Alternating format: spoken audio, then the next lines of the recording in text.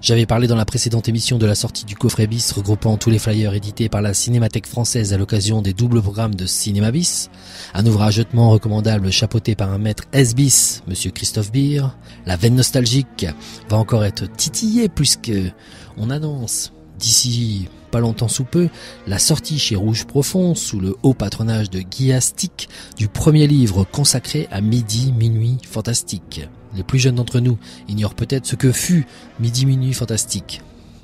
En mai 1962, les kiosques à journaux affichent la photo saisissante d'un loup-garou aux prises avec une voluptueuse jeune femme. En lettres noires et rouges, sang, brille pour la première fois un nom appelé à la postérité. Midi, Minuit, Fantastique. Tout au long des 60s, ces trois mots magiques résonnent comme la plus intense des promesses. Fondée par Michel Caen, Alain Lebris, Jean-Claude Romer et Jean Boulet, la toute première revue européenne consacrée au cinéma de genre ne se contente pas de défricher un domaine alors méconnu et méprisé.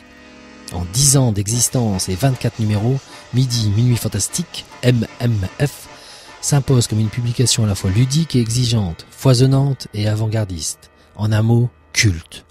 Sa rédaction fédère de brillants spécialistes, Francis Lacassin, Yves Boisset, Tony Favre.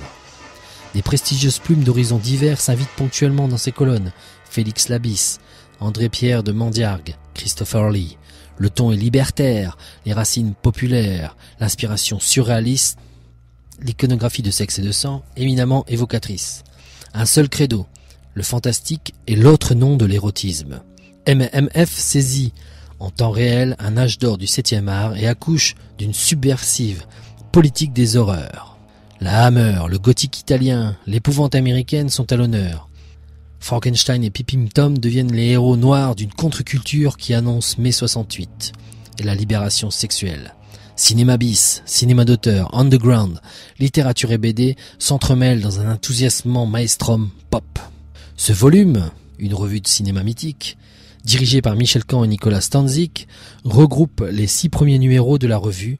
Au menu, Terence Fisher, Les Vents Fantastiques, King Kong, Dracula et Zaroff. Enrichi de photos et de textes inédits, il comporte aussi le DVD, la télévision des Midi Minuit. Plus de 3 heures d'archives audiovisuelles d'époque. Manière de fêter comme il se doit la renaissance d'une revue devenue mythique.